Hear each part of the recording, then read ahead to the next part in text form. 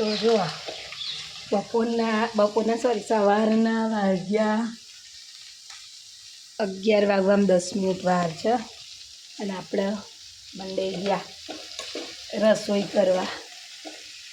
કોબીનું શાક બનાવ્યું અને રોટલી અને કહેવાનું એ કે હાળું અમુક સંબંધો એવા હોય ને પરિવારમાં કે જેમાં હે ને વારે ઘડીએ રીસાઈ જવાનું હોય. આપણો વોક હોય તોય રીહાઈ જવાનું, ના હોય તોય હોમાવાળો રીહાઈ જાય. તો શું વારે ઘડીએ રીહાઈ જતા હોય એમને કગરીને પછી ફરીથી આપણા સંબંધી છે એ રીતે આપણે બોલાવવાના. આપણો વાંક ના હોય તોય એ આપણા ઉપર એવું જમાવે કે ના તમે અમારા આગળ કોઈ નહીં. કંઈ પણ વાત હોય કે બહાર ગયા હોય આપણું ફેમિલી લઈને આપણા છોકરો આપણે અને આપણા સંબંધી 2-4 જે હોય એમાંથી જે રીહાઈ જતા હોય એમને આપણે કહીને જવાનું ભાઈ અમે અહીંયા જઈએ છીએ, અમારે અહીંયા જવાનું છે, અને ના કહીએ તો પાછા રીહાઈ જાય. તો આ કોઈ સંબંધ થયો? મને તો એટલી જ ખબર પડે કે જે સંબંધમાં વારે ઘડીએ રીહાઈ જવાનું, વારે ઘડીએ મનાવવાનું આવતું હોય એ સંબંધ લાંબો ટાઈમ ચાલે. અને શું એ એવો સંબંધ લાંબો ટાઈમ આપણે પકડી રખાય, ચલાવાય કે પછી જે વારે ઘડીએ રીહાઈ જતા હોય એમને પડતા મુકાય?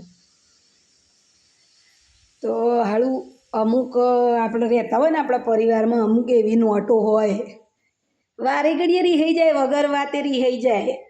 આપણા ઘરમાં આપણે લાઈન ખાઈએ તોય રીહાઈ જાય. આપણા ઘરના 4 જણા બહાર બેસીને વાતો કરતા હોય તોય રીહાઈ જાય. અને એ રીહાઈ જાય એટલે પાછું આપણે મનાવવા જવાનું. આપણો કોઈ વાંક ના હોય, આપણે જાણતા ના હોય તો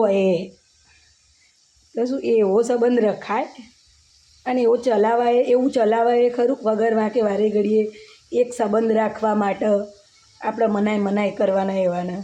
કમેન્ટ કરજો કે શું આવી અઘરી નોટો તમારા પરિવારમાં છે? મને ફક્ત એક જ વાતની ખબર પડે કે જે સંબંધમાં વારે ઘડીએ રીસામણા મનામણા થતા હોય ને એવા સંબંધો રખાય જ નહીં.